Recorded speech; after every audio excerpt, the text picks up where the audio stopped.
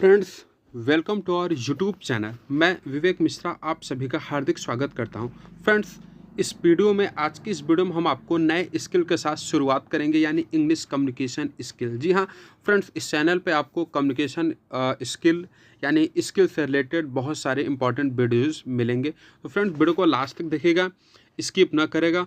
और आज का यह वीडियो बहुत ही ज़्यादा आप सभी के लिए इम्पॉर्टेंट है, क्योंकि आज का ये जो वीडियो मैं लाया हूँ फ्रेंड्स, बहुत ही मेहनत करने के बाद ये कंटेंट एक साथ स्टोर हुआ है। यानी मैं इंग्लिश कम्युनिकेशन इसको शुरुआत करूँगा बिल्कुल बेसिक्स यानी ए टू जेड से। जैसे कि फ्रेंड्स आपको स्क्रीन पे ही दिख रहा होगा कि मैं कितना बेसिक से स्टार्ट करने वाला हूँ। यानी आज की इस वीडियो में सबसे पहले हम आपको अल्फ़ाबेट क्लियर करेंगे, ग्रीटिंग क्लियर करेंगे, अभिवादन मैनर्स क्लियर करेंगे, टाइम क्लियर करेंगे। यानी बहुत सी छोटी छोटी चीज़ें के साथ हम शुरुआत करेंगे। और फटाफट फ्रेंड्स आप लोग एक कॉपी एंड पेन के साथ एकदम तैयार हो जाइए एंड वीडियो को लैंडस्केप करके देखेंगे तो आपको बहुत ही बेहतर तरीके से समझ में आएगा। और साथ ही साथ फ्रेंड्स, अगर आपको कोई भी प्रॉब्लम होता है तो आप कमेंट में ज़रूर पूछ सकते हैं, आपको आंसर ज़रूर दिया जाएगा।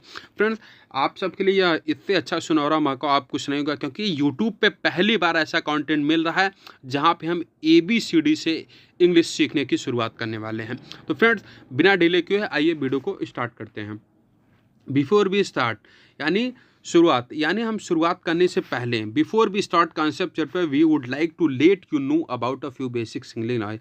इस कोर्स को स्टार्ट करने के पहले हम कुछ छोटे छोटे पॉइंटों को जानते हैं। आपसे हमारा सोच पहला प्रश्न है कि अंग्रेजी में कितने अल्फ़ाबेट होते हैं। बेसिक से शुरुआत करेंगे फ्रेंड्स, मज़ा आ जाएगा, बस ध्यान लगाइए। अल्फ़ाबेट कितने होते हैं? हमें उम्मीद है कि आप में से कई लोग कहेंगे कि 26। यह सही उत्तर नहीं है। सही उत्तर है कि 1, क्योंकि फ्रेंड्स मैं अल्फ़ाबेट पूछा ना कि लेटर पूछा। तो अल्फ़ाबेट तो एक ही है, जिसका मतलब हुआ कि वर्णमाला। वर्णमाला तो एक ही है, बल्कि बट 26 अक्षर होते हैं। यानी जो हमारा पहला क्वेश्चन ये था कि how many alphabet in English, English में कितने अल्फ़ा, अधिकतर लोग यही बोलेंगे भैया 26, but it is not a correct answer. तो इस वजह से हमें जानना पर अल्फ़ाबेट तो एक ही है, बट उसके जो लेटर्स हैं वो 26 हैं।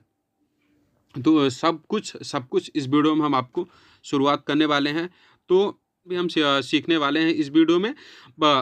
तो अब यहाँ पे हम देखते हैं अंग्रेजी वर्ड वाले में 26 अक्षर होते हैं, यानी ABCDEFGHIJKLMNOPQRSTUVWXYZ।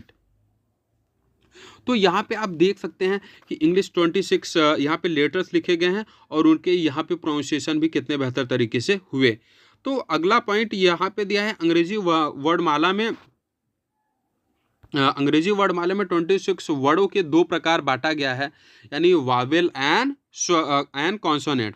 तो यहाँ पे फ्रेंड्स सबसे पहले आपको ये पॉइंट देखना है कि यहाँ पे वावेल एंड स्वर, देयर आर 5 वावेल्स, 5 वावेल होते हैं जो कि A E I O U, and बाकी जो रेस्ट बचे हैं वो कॉन्सोनेंट होते हैं, यानी BCDFG। तो और ये तो हमारा हो गया फ्रेंड्स इंग्लिश के। ठीक, अब इंग्लिश के साथ जो सबसे अगला इम्पॉर्टेंट पॉइंट है फ्रेंड्स, कि हिंदी भी हम साथ ही साथ सीख लेते हैं।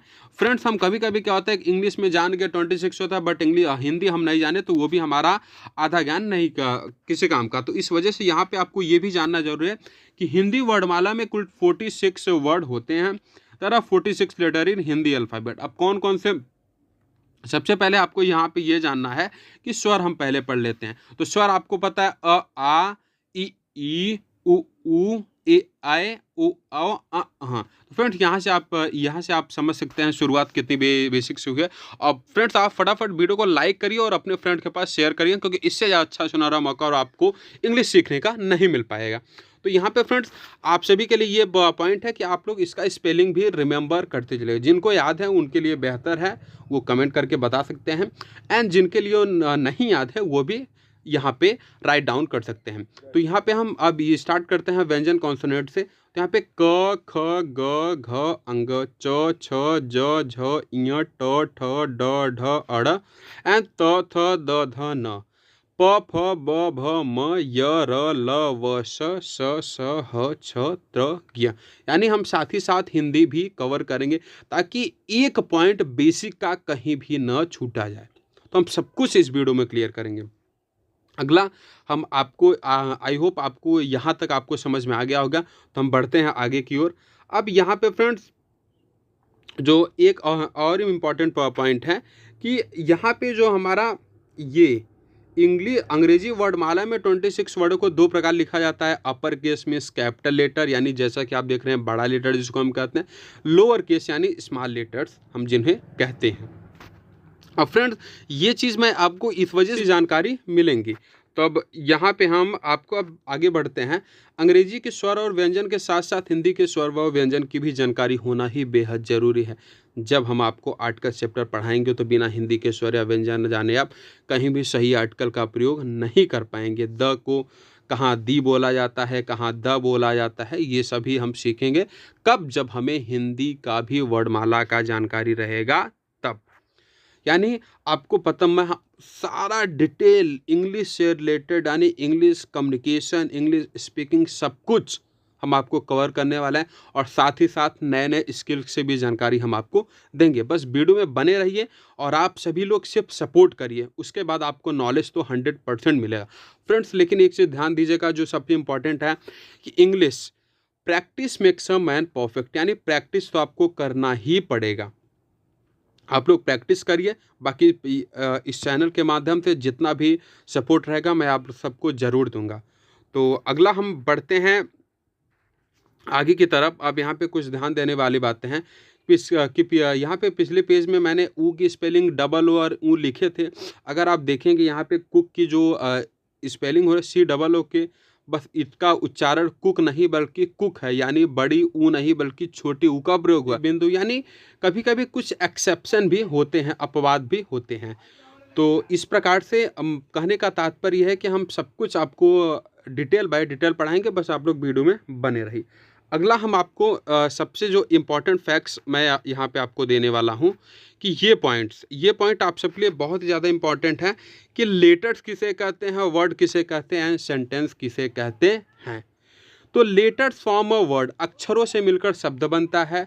And words from a sentence, शब्दों से मिलकर वाक्य बनता है। एंड अगला जो है सेंटेंस फ्रॉम अ पैराग्राफ, यानी वाक्यों से मिलकर पैराग्राफ बनता है। इन सबको आप जरूर राइट डाउन कर लीजिए। जितने भी इंपॉर्टेंट मैं बताते जा रहा हूँ आप सभी लोग राइट डाउन कर लें ताकि आपको फ्यूचर रिवीजन में ये सभी आपके लिए काम आए। तो अगला यहाँ पे जैसा कि आप उदाहरण मैं आपको बता रहा हूँ, Mojib is a good guy, he is my best friend, I love him a lot. यानी ऊपर दिए गए पैराग्राफ पे 3 वाक्य हैं। There are 3 sentence in a paragraph. First is Mojib is a good guy, second is he is my best friend and third is I love him a lot. यानी 15 शब्द हैं, 43 अक्षर हैं। There are 15 words and 43 letters. यहाँ पे जैसा कि आप देख रहे हैं मोजिब इज़ सबको यहाँ पे अलग अलग करके दिखाया गया है। कहने का तात्पर्य है कि ये पॉइंट आपको ज़रूर याद रखना है कि लेटर से मिलकर आपके शब्द बनते हैं, एंड वर्ड से मिलकर आपके